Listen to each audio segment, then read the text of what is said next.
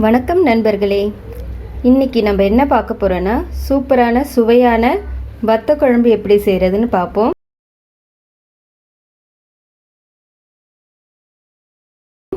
இந்த வத்த குழம்புல கொத்தவரங்காய் வத்தல், வெண்டைக்காய் வத்தல், கத்திரிக்காய் வத்தல், இன்னும் 3 வகையான வத்தலும் போட்டிருக்கேன். இன்னொரு ஸ்பெஷல் மாங்காய் வத்தலும் போட்டிருக்கேன். இது எப்படி செய்வோன்னு பார்ப்போம். இந்த வத்த குழம்புக்கு நம்ம தொட்டுக்கிறதுக்கு எல்லா வகையான கூட்டு பொரியல் எல்லாத்துக்குமே சூப்பராக இருக்கும். வாங்க எப்படி செய்கிறதுன்னு பார்க்க போகலாம். வத்த குழம்பு செய்கிறதுக்கு தேவையான பொருட்கள், நம்ம அன்றைக்கி காயெல்லாம் வீணாகக்கூடாதுன்ட்டு ஒரு 4 காய் இருந்துச்சு இல்லையா, அதில் போட்ட வெண்டைக்காய், கத்திரிக்காய், கொத்தவரங்காய் வத்தெல்லாம் சேர்த்து ஒரே நாள் குழம்பா இப்போ செய்ய போகிறேன். ஒவ்வொரு நாள் தனித்தனியாக செய்யணுன்னாலும் செய்யுங்க. நான் 6 பேருக்கு இருக்கிறனால ஒன்றா செய்ய போகிறேன். இது மாவோடு, இது போன வருஷம் போட்டது. இப்போ வரைக்கும் பாருங்கள் எவ்வளோ நல்லா காய்ச்சலாக காஞ்சி நல்லா இருக்குது, தரமானதாக இருக்குது. அதனால் இதில் ஒரு 2 பீஸ் எடுத்து வச்சுருக்கேன். வாசனைக்கு தாளிக்கிறதுக்கான கருவேப்பிலை, கடுகு, வெந்தயம், சோம்பு, மிளகு, சீரகம். உங்ககிட்ட வடவம் இருந்துச்சுன்னா இது எதுவுமே தேவையில்லை. இந்த வடவத்திலே எல்லா ஐட்டங்களும் இருக்கும். சின்ன வெங்காயம் முடிஞ்ச அளவுக்கு உரித்து வச்சுருக்கேன். ஒரு பொடி பூண்டு. இதுவும் சின்ன வெங்காயமும் எவ்வளோ பூண்டும் வெங்காயமும் எவ்வளோ போட முடியுமோ போட்டிங்கன்னா அவ்வளோ டேஸ்ட்டாக இருக்கும். ஒரு 2 தக்காளி, ஒரு உருண்டை புளி எடுத்திருக்கேன். மீன் குழம்புக்கு எப்படி எடுத்தோமோ அதே போல் தான் ஒரு புடி புளி எடுத்திருக்கேன். தக்காளி நல்ல பெரிய பழமாக இருக்கிறதுனால 2 பழம் எடுத்திருக்கேன். வீட்டில் அரைச்ச மிளகாத்தூள், செக்கில் ஆட்டின எண்ணெய். இப்போ இதுங்களை முதல்ல அரிஞ்சு ரெடி பண்ணி வச்சுப்போம். வெங்காயத்தை தட்டி எடுத்துக்கணும். புளிக்கரைசல் கரைச்சி வச்சுருக்கோம். இதில் நமக்கு எவ்வளோ தேவையோ அவ்வளோ மிளகாய்த்தூளை போட்டுக்கலாம். மிளகாய்த்தூளை போட்டுட்டு இதை கொஞ்சம் கரைச்சி நீங்கள் நாக்கில் இட்டு டேஸ்ட் வச்சு பாருங்கள். தேவையான அளவுக்கு உப்பையும் போட்டுடுங்க. போட்டு நல்லா கரைச்சிட்டு இதில் டேஸ்ட் எப்படி இருக்குன்னு பாருங்கள்.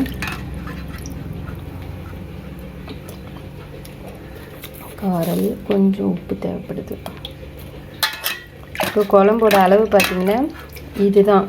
இப்போ இதிலேருந்து ஒரு டம்ளர் தண்ணி எக்ஸ்ட்ரா சேர்த்துக்கும்.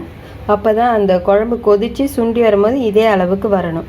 அப்போ இந்த குழம்போட நல்ல சுண்டல் தன்மை தான் வத்த குழம்புக்கான சிறப்பே. இப்போ கடாய் காஞ்சிட்ருக்கு.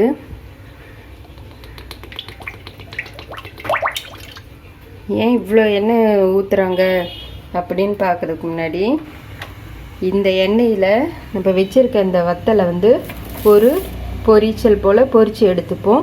அதுக்கப்புறமா மிச்சம் இருக்க எண்ணெயிலேயே இதெல்லாம் தாளித்தோம்னா வத்த குழம்பு சூப்பராக இருக்கும். வத்த குழம்புனாலே அதில் கொஞ்சம் எண்ணெயும் அதிகமாக இருக்கும், கொஞ்சம் காரம் கொஞ்சம் துடிப்பாக இருக்கும், நல்லா சுண்டி வந்துடும். அந்த குழம்புல ஒரே ஒரு துளி, அதாவது ஒரு பீஸ் அளவுக்கு வெல்லம் போட்டிங்கன்னா டேஸ்ட்டு சமத்தியாக இருக்கும். நீங்கள் வெளியூருக்கு கொண்டு போகிறீங்க இல்லைன்னா வச்சு சாப்பிட்றீங்கன்னா நீங்கள் இது மட்டும் போட்டால் போதும். நான் இப்போவே சாப்பிட்ருவேன், இல்லை எனக்கு 2 நாளைக்கு மட்டும் போதுன்னா கொஞ்சம் கெசகசா, ஒரு ஸ்பூன் கெசகசா, ஒரு சின்ன பீஸு தேங்காய் அரைச்சி ஊற்றுனீங்கன்னா குழம்பு இன்னும் சூப்பராக இருக்கும். நம்ம தக்காளி நல்லா பொடிசாக அரிஞ்சு வச்சுருக்கோம். தக்காளி நல்லா குழைய இருக்கணுன்றதுக்காக பூண்டை நல்லா தட்டி எடுத்து வச்சுட்டோம். சின்ன வெங்காயத்தை நல்லா பொடிசாக அறியாமல் நல்லாவே தட்டி வச்சுருக்கோம். எங்கள் ஊர் வத்த குழம்புலலாம் வெங்காயம் இப்படி தான் தட்டி போட்டு இந்த எண்ணெயோடு அது சாதத்தில் பேசும்போது சூப்பராக இருக்கும். கருவேப்பிலை ரெடியாக இருக்குது, மற்ற எல்லாமே ரெடியாக இருக்குது. மிளகு போடுவாங்க எங்கள் ஊர் வத்த குழம்புல. அதனால் நான் மிளகு எடுத்து வச்சுருக்கேன்.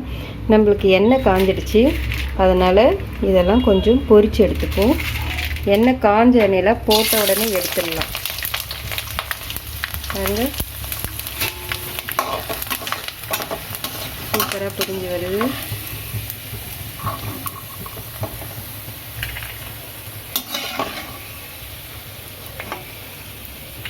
இதுக்காக தான் எண்ணெய் கொஞ்சம் நிறைய விட்டது.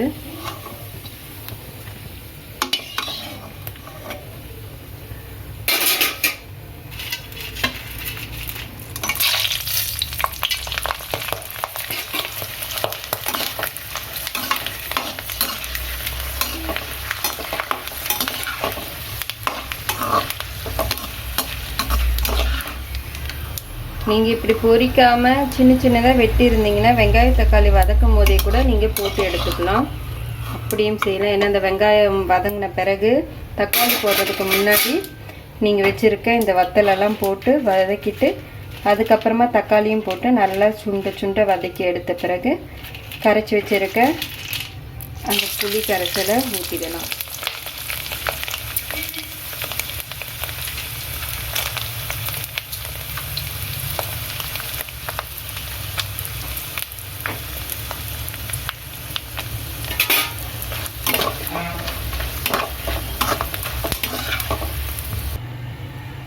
எங்கள் வீட்டில் திட்டமான அளவுக்கு தான் எண்ணெய் சாப்பிடுவாங்க. அதனால் இதில் பொரித்த பிறகு இந்த எண்ணெயை எடுத்து வச்சுக்கிறேன். குழம்பு கொதித்து வரும்போது எண்ணெய் கம்மியாக இருந்தால் இதே எண்ணெயை சேர்த்துக்கலாம். நம்ம வெங்காயம் தக்காளி வதங்குற அளவுக்கு ஒரு 2 குழி கரண்டிக்கு மட்டும் எண்ணெய் எடுத்து இந்த எண்ணெயிலேயே மற்றதெல்லாம் சேர்ந்து எடுப்போம்.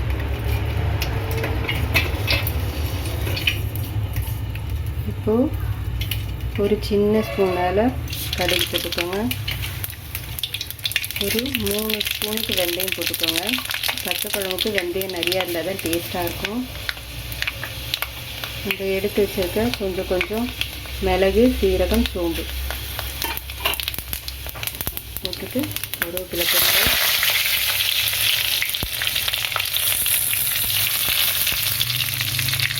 நசுக்கி வச்சுருக்க பூண்டு வெங்காயம்லாம் போட்டுக்கோங்க. செய்யும் போது வாசனை அப்படி வருது. வத்த குழம்பு, தயிர் சாதம், அப்பளம், கூட்டு, உருளைக்கிழங்கு வறுவல் இதெல்லாம் வச்சு சாப்பிட்டா அவ்வளோ அமக்கலமாக இருக்கும். சாப்பாடு சொல்லணும்.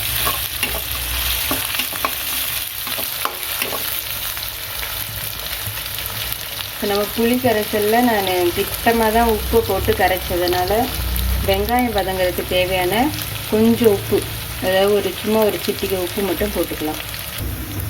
வெங்காயம் நல்லா பாருங்கள் சூப்பராக செவந்து சுருங்கி வந்திருக்கு. இந்த நேரத்தில் நம்ம தக்காளி போட்டுக்கலாம். வெல்லம் சொன்னேன்ல, இந்த வெல்லம் குழம்பு கொதிக்கும் போதும் போடலாம். இப்போ நமக்கு தக்காளி சீக்கிரமாக கரையணுன்றதுக்காக இப்போவே போட்டுட்டு வதக்குறேன். நம்ம இது ரொம்ப கொஞ்சம் வெல்லமாக இருக்கிறதுனால மண்ணெல்லாம் அவ்வளோவா வராது. அதனால் அந்த வெல்லம் தூளை அப்படியே போட்டு வதக்குறேன். இந்த தக்காளி வதங்கத்தில் ஒரு 3 பீஸ் தேங்காய் எடுத்து வச்சுருக்கேன். இப்போ என்கிட்ட கெசகெசாலனால தேங்காய் ஒரு பீஸ் எக்ஸ்ட்ராவாக எடுத்து வச்சுருக்கேன். இதை அரைச்சி எடுத்துகிட்டு வந்துடலாம். இது கூட ஒரு 2 வெங்காயம் சேர்த்து கூட அரைச்சிக்கோங்க.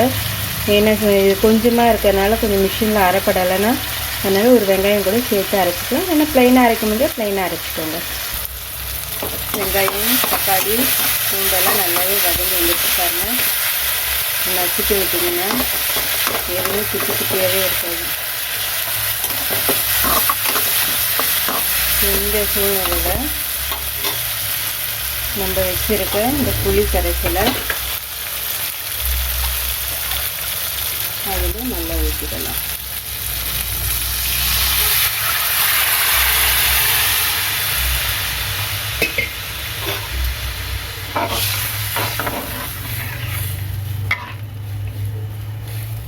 இப்போ எனக்கு குழம்போட அளவு இதுதான் திட்டம்.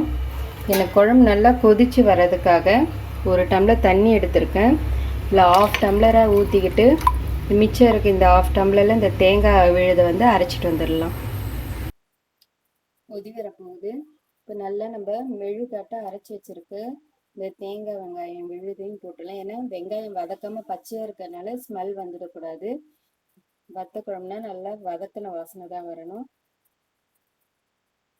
இதில் போட்டிருக்க அந்த தேங்காய் வெங்காயத்தோட பச்சை வாசனையும் மிளகாய் பொடியோட வாசனையும் போன பிறகு நம்ம வறுத்து வச்சிருக்க இந்த வத்தலை அதில் போட்டுக்கலாம். பாருங்க, போட்டப்ப இருந்த இந்த ஒரு வெள்ளைத்தன்மை கரைஞ்சி போயிடுச்சு. இப்போ இந்த ஸ்டேஜில் நம்ம இந்த வத்தலை இதில் போட்டுடலாம்.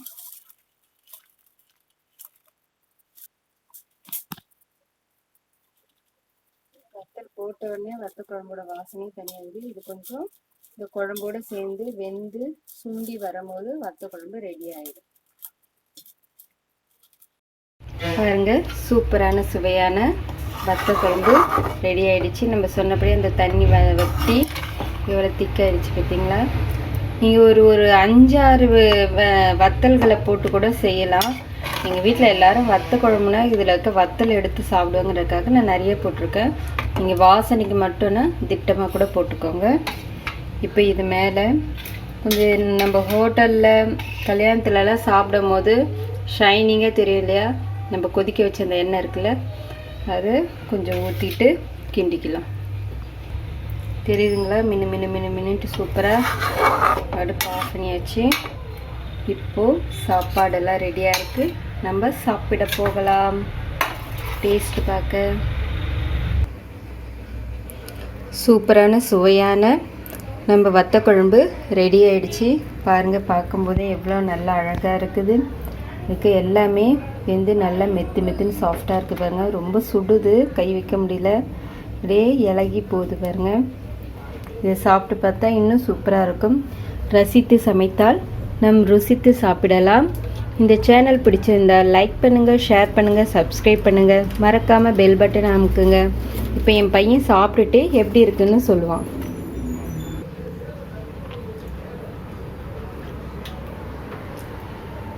சாப்பாடு ரொம்ப டேஸ்ட்டாக இருக்குது.